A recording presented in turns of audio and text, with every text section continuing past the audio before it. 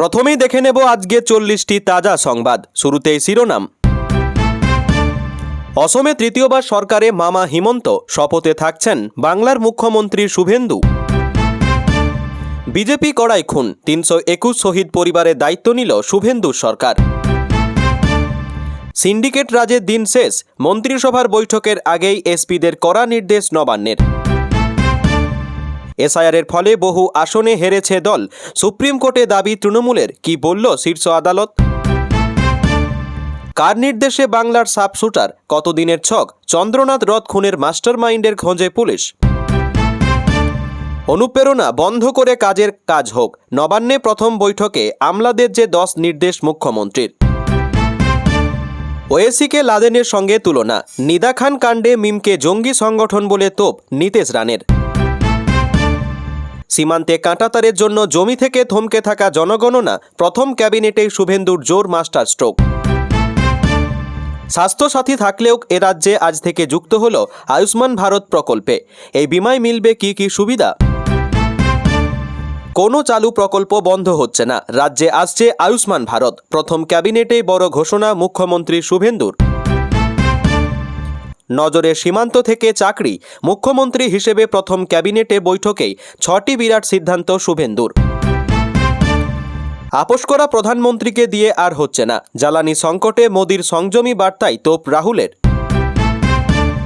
মোথাবাড়ি কাণ্ডে সুপ্রিম কোর্টের বড় নির্দেশ, এনআইএকে সময় বেঁধে দিল শীর্ষ আদালত। এটা বিজেপি নয়, পশ্চিমবঙ্গ রাজ্য সরকার হবে, মুখ্যমন্ত্রীর সঙ্গে বৈঠকের পর স্পষ্ট করলেন শ্রমিক। ভয়ের রাজনীতি করছে বিজেপি, খেজুরি কাণ্ডে বাংলার নয়া সরকারকে ডবল ইঞ্জিন ডিজাস্টার তোপ অভিষেকের। ব্যবসা বন্ধের ভয় দেখিয়ে টাকা আদায়, কামারহাটি তৃণমূল কাউন্সিলরের বিরুদ্ধে বড় অভিযোগ। বন্ধ করতে হবে সিন্ডিকেট ও গরু পাচার, মন্ত্রিসভার বৈঠকের আগে এসপিদের নির্দেশ নবান্নের। শুরু হলো অন্নপূর্ণা ভাণ্ডারের ফর্ম ফিল আপ, ভাতা পেতে পূরণ করুন 6টি শর্ত। দিলীপ ঘোষ, মন্ত্রী হয়েও দাবাগ নীতি দিলীপের, চা চক্র থেকে তৃণমূলকে হুঁশিয়ারি বিজেপি নেতার। শুধু মোদি শাহ নন, বাংলায় বিজেপি জয়ের আসল কারিগর কে, জানুন নেপথ্যের কাহিনী। দেশের ভার প্রধানমন্ত্রীর হাতে নেই, নরেন্দ্র মোদীর 7 আবেদনের জবাবে রাহুলের আপোষকারী কটাক্ষ। রাজ্যবাসীকে 5 লক্ষ টাকার রক্ষা কবচ, প্রথম ক্যাবিনেটে বড় ধামাকা শুভেন্দুর, খুশিতে আত্মহারা বাংলার কোটি কোটি মানুষ। 28 কোটি দুর্নীতির নেপথ্যে তৃণমূলের আতাউর, পঞ্চায়েত সমিতির অফিসে তালা ঝোলালেন হুমায়ুন। হারের ব্যবধান 32 লক্ষ, নাম বিবেচনাধীন 35 লক্ষ, সুপ্রিম কোর্টে বড় আবেদন কল্যাণের। রাজ্যে আর চলবে না পুরনো আইন, প্রথম বৈঠকে বিএনএস চালুর নির্দেশ শুভেন্দুর। শুভেন্দুর প্রথম ক্যাবিনেট বৈঠকেই ফাঁস মমতার 15 বছরের মিথ্যাচার। নেই মজুদের স্থান, উৎপাদিত তেল সমুদ্রে ফেলেছে ইরান, আমেরিকার হরমুজ জালে সমুদ্র সংকট। সরকারি বাসে আর ভাড়া লাগবে না মহিলা যাত্রীদের, বড় ঘোষণা শুভেন্দুর সরকারের। বাংলাদেশি অনুপ্রবেশ বন্ধ হল, বঙ্গের গৌরিকীকরণের কারিগর, মোদি শাহকে কুর্নিশ হেমা মালিনীর। এসআইআরের জন্য বঙ্গজয় বিজেপির, মন্তব্য থারুরের, মুখ খুললেন কেরলে কংগ্রেসের প্রত্যাবর্তন নিয়েও। শুভেন্দুর সরকারে বড় দায়িত্ব মনোজ আগরওয়ালের, সিইও থেকে রাজ্যের মুখ্য সচিব। ভাতের হাঁড়ি ফেলেছিল তৃণমূল, রাজ্যে পালাবদলে 10 বছর পর ভাত খেলেন বিজেপি কর্মী। প্রতি মাসে মহিলাদের 3000, 1 জুন থেকেই মিলবে অন্নপূর্ণা ভাণ্ডার। মুখ্যমন্ত্রী শুভেন্দুকে শুভেচ্ছা কুণালের, অভিনন্দনের তালিকায় শোভনদেব, অসীমা থাকলেও বাদ নয় না।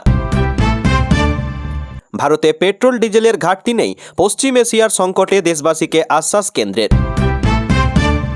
প্রিয় দর্শক, এবার আসছি বিস্তারিত খবরে। রাজনৈতিক সন্ত্রাসের বলি বিজেপি কর্মীদের পরিবারের দায়িত্ব নিল রাজ্যের নবনির্বাচিত সরকার। নবান্নে প্রথম ক্যাবিনেট বৈঠকের পর এই সিদ্ধান্তের কথা জানিয়েছেন মুখ্যমন্ত্রী শুভেন্দু অধিকারী। তিনি জানিয়েছেন, মৃত 321 জন কর্মীর পরিবারের দায়িত্ব নেবে রাজ্য সরকার। নিহত কর্মীদের প্রতি শ্রদ্ধা জ্ঞাপনও করেছেন মুখ্যমন্ত্রী শুভেন্দু অধিকারী। যে সকল বিজেপি কর্মীদের আত্মবলিদানের মাধ্যমে রাজ্যে বিজেপি সরকার প্রতিষ্ঠিত হয়েছে, তাদের কৃতজ্ঞতা জানান শুভেন্দু। রাজনৈতিক সন্ত্রাসে রাজ্যের 321 জন একজন বিজেপি কর্মীর মৃত্যুর ঘটনায় বিচারের আশ্বাস দেন তিনি। পাশাপাশি এইসব কর্মীর পরিবারগুলির সামাজিক ও অন্যান্য দায়িত্ব নেওয়ার সিদ্ধান্ত নিয়েছে নতুন সরকার। নতুন সরকারের প্রথম ক্যাবিনেট মিটিং হয়। এই মিটিংয়ে মুখ্যমন্ত্রী শুভেন্দু ছাড়াও উপস্থিত ছিলেন বিজেপি সরকারের আরও 5 মন্ত্রী। প্রথম মন্ত্রিসভার বৈঠকে 6টি বিষয়ে সিদ্ধান্ত নেওয়া হয়েছে। শহীদ বিজেপি কর্মীদের পরিবারের দায়িত্ব নেওয়ার পাশাপাশি সীমান্তে কাঁটাতারের জন্য 45 দিনের মধ্যে বিএসএফকে জমি হস্তান্তরের সিদ্ধান্ত নেওয়া হয়েছে। এছাড়াও বেটি বাঁচাও বেটি পড়াও, বিশ্বকর্মা যোজনা, আয়ুষ্মান ভারতের মতো কেন্দ্রীয় প্রকল্পের সঙ্গে যুক্ত করা হলো রাজ্যকে। রাজ্যের আইপিএস আইএএসরা কেন্দ্রের কোনো ট্রেনিংয়ে এতদিন অংশ নিতে পারতেন না। এবার থেকে চাইলে তারা ট্রেনিংয়ে অংশ নিতে পারবেন। আজ থেকে রাজ্যের ভারতীয় ন্যায় সংহিতা লাগুর সিদ্ধান্ত হয়েছে। এতদিন বঙ্গে অসাংবিধানিকভাবে আইপিসি লাগু ছিল বলে জানান শুভেন্দু। সরকারি চাকরিতে আবেদনকারীর বয়সের ঊর্ধ্বসীমা 5 বছর বাড়ানোর সিদ্ধান্ত নেওয়া হয়েছে নতুন সরকার। বাংলায় প্রচারে এসেই বয়সের ঊর্ধ্বসীমা বাড়ানোর প্রতিশ্রুতি দিয়েছিলেন কেন্দ্রীয় স্বরাষ্ট্রমন্ত্রী অমিত শাহ। প্রথম মন্ত্রিসভার বৈঠকে সেই প্রতিশ্রুতি রক্ষা করলেন মুখ্যমন্ত্রী। রাজ্যে রাজনৈতিক হিংসার শিকার হয়েছেন প্রচুর বিজেপি সমর্থক। ভোটের সময় ও ভোট পরবর্তী হিংসায় খুন হয়েছেন বহু বিজেপি নেতাকর্মী। 2021 সালে রাজ্যে তৃতীয়বারের জন্য তৃণমূল ক্ষমতায় আসার পর ঘরছাড়া ছিলেন বহু বিজেপি সমর্থক পরিবার। রাজনৈতিক সন্ত্রাসের বলি হয়েছেন অনেক কর্মী। রাজ্যে প্রথমবার ক্ষমতায় এসে সেই সব কর্মীদের পরিবারের দায়িত্ব নিল বিজেপি সরকার। প্রথম মন্ত্রিসভার বৈঠকে এই সিদ্ধান্ত নেওয়া হয়েছে। দীর্ঘ প্রতীক্ষার অবসান ঘটিয়ে বাংলার সাধারণ মানুষের জন্য বড় ঘোষণা করলেন মুখ্যমন্ত্রী শুভেন্দু অধিকারী। নবান্নে নবনির্বাচিত মন্ত্রিসভার প্রথম বৈঠক শেষেই তিনি জানিয়ে দিলেন, আজ থেকেই পশ্চিমবঙ্গে আনুষ্ঠানিকভাবে চালু হয়ে গেল কেন্দ্রীয় স্বাস্থ্য বীমা প্রকল্প আয়ুষ্মান ভারত। দীর্ঘ কয়েক বছর ধরে যে সুবিধার জন্য বাংলার মানুষ হাহাকার করেছিলেন, এক কলমের খোঁচায় সেই বঞ্চনার অবসান ঘটালো নতুন সরকার। মুখ্যমন্ত্রী জানান, এই প্রকল্প চালু হওয়ার ফলে রাজ্যের স্বাস্থ্য পরিষেবায় আমূল পরিবর্তন আসতে চলেছে। এর মূল বৈশিষ্ট্যগুলো হলো, রাজ্যের প্রায় 1,24,00,000 দরিদ্র পরিবার বছরে 5 লক্ষ টাকা পর্যন্ত ক্যাশলেস বা বিনামূল্যে চিকিৎসার সুবিধা পাবেন। রাজ্যের 15.9 লক্ষ প্রবীণ নাগরিক এখন থেকেই এই প্রকল্পের আওতায় চলে এলেন। বার্ধক্যের অসুস্থতায় চিকিৎসার খরচ নিয়ে আর চিন্তা করতে হবে না তাদের পরিবারকে। রাজ্যের প্রায় 3 লক্ষ আশা ও অঙ্গনওয়াড়ি কর্মীকেও এই বীমা প্রকল্পে অন্তর্ভুক্ত করা হয়েছে, যা তাদের দীর্ঘদিনের দাবি ছিল। রাজনৈতিক মহলের মতে, আগেকার সরকারের সঙ্গে কেন্দ্রের সংঘাতের কারণে আয়ুষ্মান ভারত প্রকল্প বাংলায় থমকে ছিল। মুখ্যমন্ত্রী শুভেন্দু অধিকারী প্রথম ক্যাবিনেটেই এই প্রকল্পের ফাইল অনুমোদন করে স্পষ্ট বার্তা দিলেন যে, সাধারণ মানুষের স্বাস্থ্য পরিষেবা নিয়ে কোনো রাজনীতি বরদাস্ত করা হবে না। আজ থেকে রাজ্যের তালিকাভুক্ত হাসপাতালগুলোতে এই প্রকল্পের সুবিধা পাওয়ার প্রক্রিয়া শুরু হয়ে যাচ্ছে। 5 লক্ষ টাকার এই সুরক্ষা কবচ পাওয়ার খবরে ইতিমধ্যে জেলা থেকে শহর সর্বত্রই সাধারণ মানুষের মধ্যে খুশির জোয়ার দেখা দিয়েছে। বহু মানুষ একে বাংলা স্বাস্থ্য বিপ্লব বলে অভিহিত করেছেন।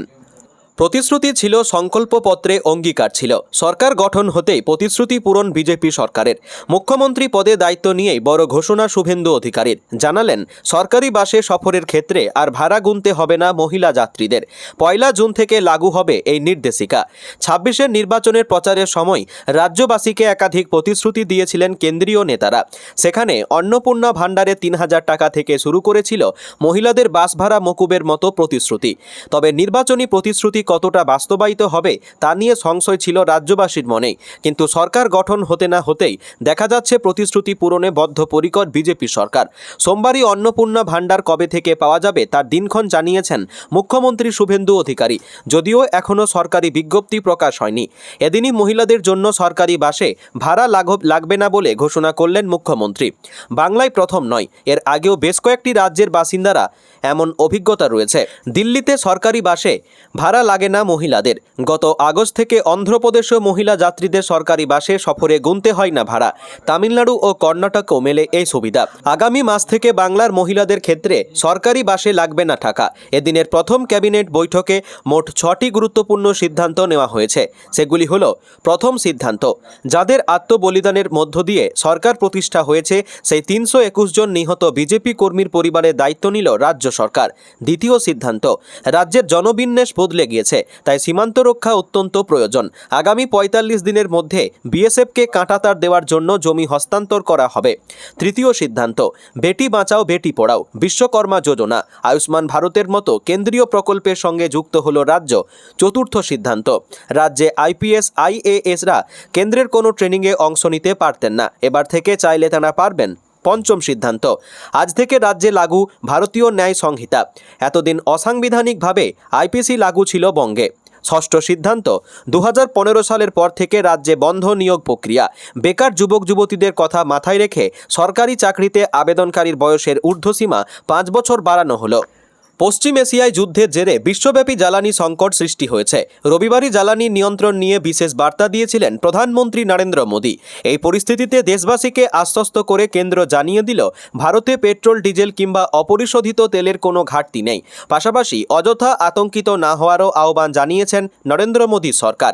একটি সাংবাদিক বৈঠকে কেন্দ্রের পেট্রোলিয়াম ও প্রাকৃতিক গ্যাস মন্ত্রকের যুগ্ম সচিব সুজাতা শর্মা বলেন, বর্তমানে যে অঞ্চলগুলিতে সমস্যা চলছে সেখান থেকে ভারতের প্রায় 90% জ্বালানি আমদানি করা হয়, কিন্তু বিঘ্ন কমাতে সরকার দ্রুত ব্যবস্থা নিয়েছে। দেশবাসীর আতঙ্কিত হওয়ার কোনো কারণ নেই। দেশে সব ধরনের জ্বালানি পর্যাপ্ত সরবরাহ রয়েছে। প্রধানমন্ত্রী সাম্প্রতিক বার্তা অস্থির বিশ্বে জ্বালানি সংরক্ষণ এবং দেশের অর্থনীতির উপর বোঝা কমানোর একটি প্রচেষ্টা হিসাবে দেখা উচিত।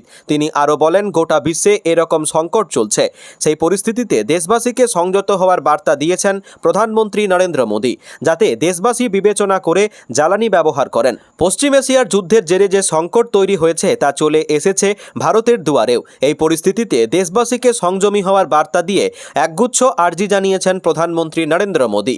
একদিকে যেমন করোনাকালের কথা স্মরণ করিয়ে আমজনতাকে বাড়ি থেকে কাজ করার পরামর্শ দিয়েছেন, অন্যদিকে আগামী 1 বছর বিদেশ যাত্রা কিংবা বিদেশে গিয়ে বিয়ের পরিকল্পনাও আপাতত কাটছাঁট আর্জি জানিয়েছেন মোদী। একই সঙ্গে ভোজ্য তেলের ব্যবহার হ্রাস এবং সোনা কেনা কমিয়ে আনার আহ্বান জানিয়েছেন প্রধানমন্ত্রী নরেন্দ্র মোদী। তৃতীয়বারের জন্য অসমে সরকার গড়ছেন হিমন্ত বিশ্ব শর্মা। আজ শপথ গ্রহণ করবেন তিনি। ওই অনুষ্ঠানে আমন্ত্রণ করা হয়েছে বাংলার নবনির্বাচিত মুখ্যমন্ত্রী শুভেন্দু অধিকারীকে। জানা গিয়েছে, হিমন্তের শপথ গ্রহণ অনুষ্ঠানে অংশ নেবেন তিনি। 126 আসনের অসম বিধানসভা নির্বাচনে সংখ্যাগরিষ্ঠতা প্রমাণের জন্য প্রয়োজন ছিল 64টি আসনের। সেখানে বিজেপি একাই পেয়েছে 82টি আসন।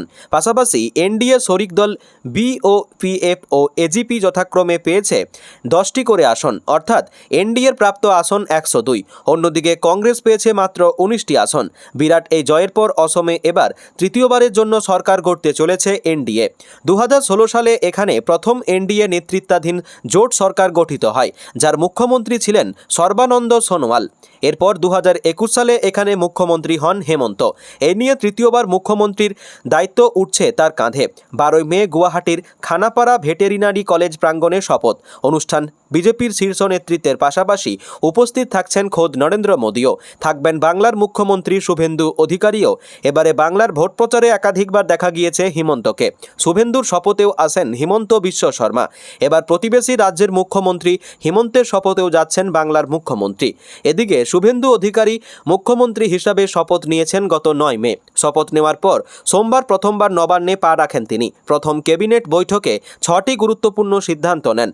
সিদ্ধান্তগুলি হলো, আগামী 45 দিনের বিএসএফকে জমি হস্তান্তর, আয়ুষ্মান ভারতের মতো কেন্দ্রীয় প্রকল্পের রাজ্যে সংযুক্তিকরণ, আইপিএস আইএএসদের কেন্দ্রের ট্রেনিংয়ে অংশ, ভারতীয় ন্যায় সংহিতা লাগু, সরকারি চাকরিতে 5 বছরের বয়সসীমা ঊর্ধ্বসীমা বৃদ্ধি এবং 321 জন নিহত বিজেপি কর্মীর পরিবারের দায়িত্ব নেবে রাজ্য সরকার। ক্যাবিনেট বৈঠকের আগে রাজ্য সভাপতি শ্রমিক ভট্টাচার্যের বাড়িতে যান শুভেন্দু।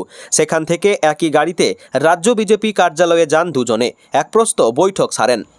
পশ্চিম এশিয়ার যুদ্ধ পরিস্থিতির জেরে আর্থিক চাপ ও জ্বালানি সংকট মোকাবিলায় রবিবার দেশবাসীর উদ্দেশ্যে 7 দফা আবেদন জানিয়েছিলেন প্রধানমন্ত্রী নরেন্দ্র মোদী। সংযত জীবনযাপন, বিদেশি আমদানি কমানো, রান্নার তেল ও জ্বালানির ব্যবহার কমানোর মতো বেশ কিছু পরামর্শ দেন তিনি।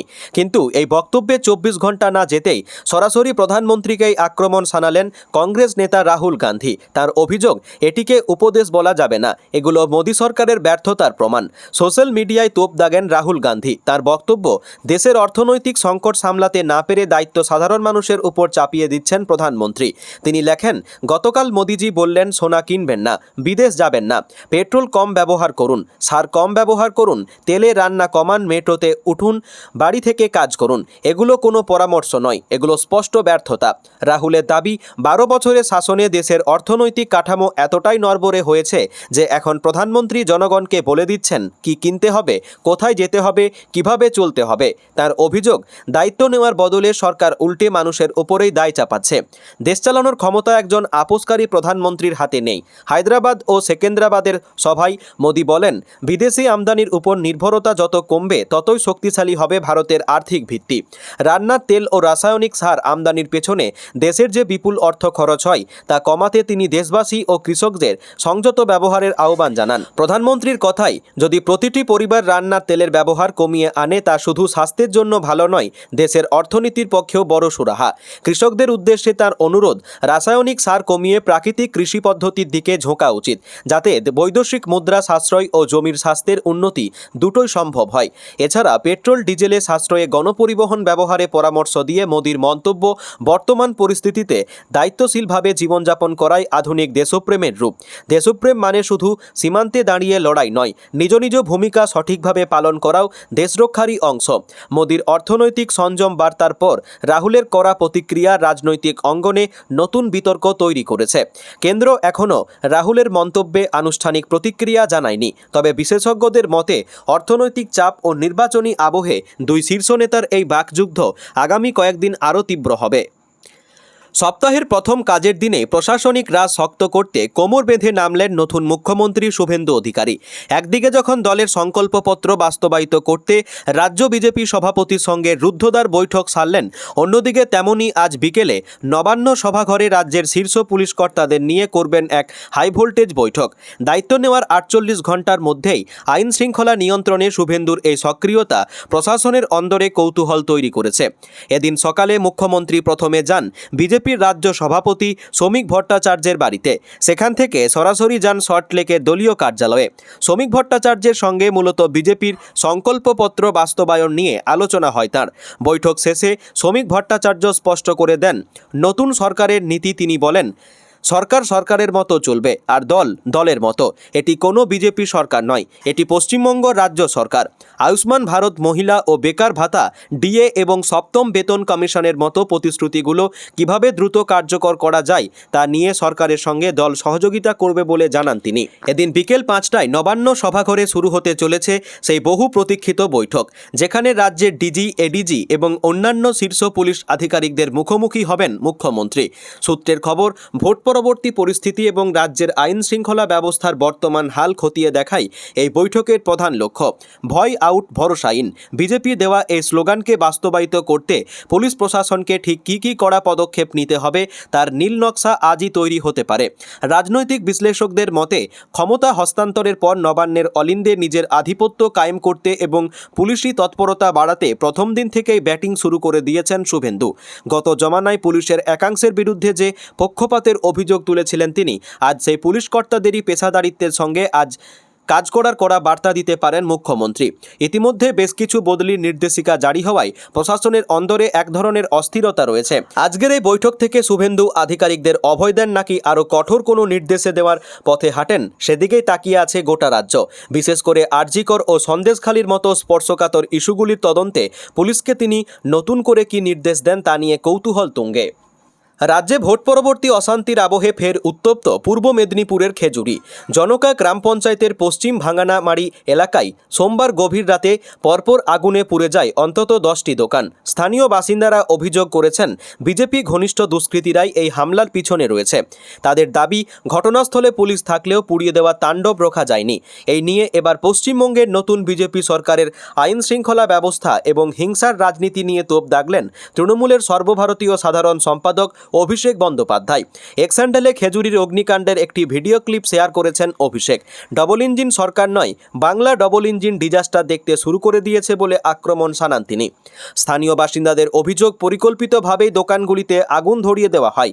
মিনিটের মধ্যে রোজগারের একমাত্র সম্বল ছাই হয়ে যায়। আশঙ্কা করা হচ্ছে রাজনৈতিক বিদ্বেষ থেকেই এলাকায় আতঙ্ক ছড়াতে এই আগুন লাগানোর ঘটনা ঘটানো হয়েছে। অভিষেকের সরাসরি অভিযোগ, বিজেপির রাজ্যে ঘৃণা এবং আতঙ্ককে রাজনৈতিক হাতিয়ার হিসেবে ব্যবহার করছে।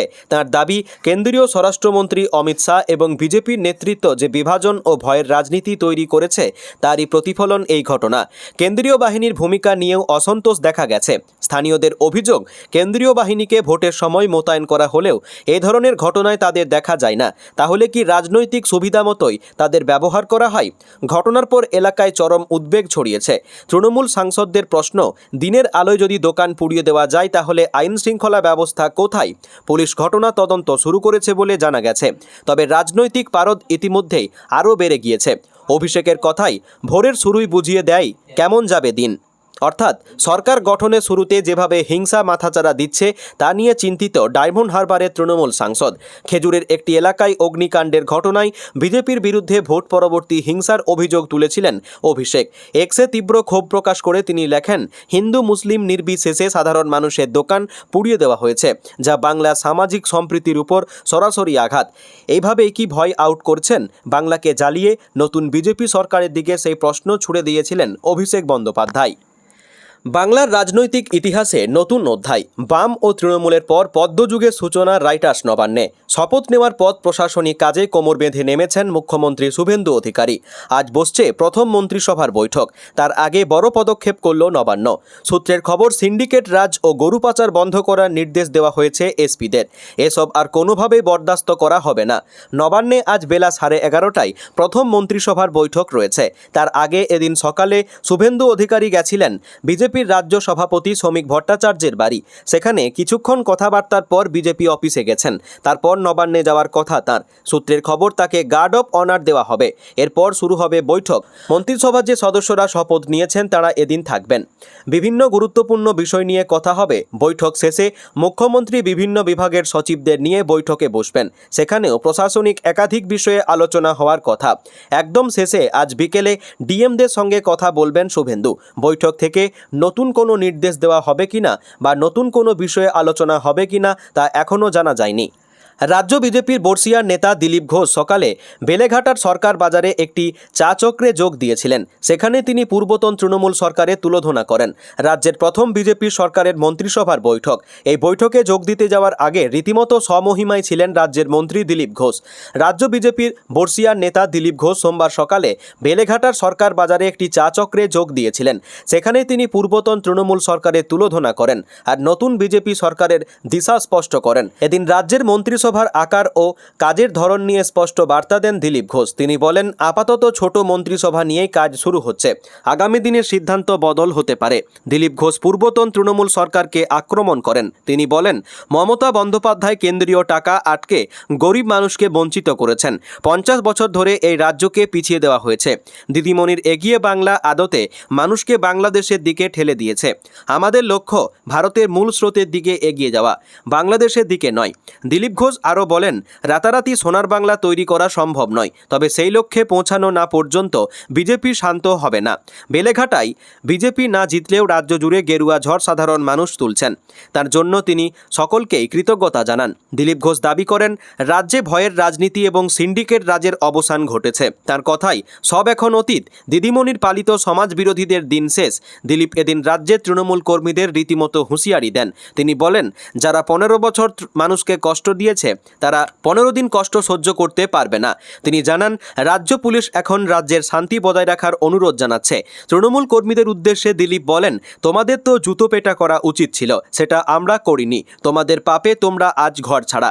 দিলীপ ঘোষ অভিযোগ করেন, এতদিন পুলিশ সমাজ বিরোধীদের পাহারা দিয়েছে এবং যারা বিজেপি করত তাদের দোকানপাট বন্ধ করে দেওয়া হয়েছিল। এখন পরিস্থিতি বদলেছে এবং সরকার সেই সব অত্যাচারের বিচার করবে বলে তিনি ইঙ্গিত দেন। তৃণমূল কংগ্রেস নেতা রিজু দত্তের সাসপেনশন নিয়ে মুখ খুললেন পশ্চিমবঙ্গের মন্ত্রী দিলীপ ঘোষ। গতকাল তিনি বলেন, শাসক দলের অন্দরের এই ঘটনা তাদের অভ্যন্তরীণ বিষয়। সাংবাদিকদের দিলীপ ঘোষ বলেন, গোটা দলটাই বদলে যাবে। ওদের যুবনেতা আর মুখপাত্ররা এমন সব মন্তব্য করছেন, ওরা তৃণমূলের বিরুদ্ধেই কথা বলছে। এটা ওদের সমস্যা, আমাদের নয়।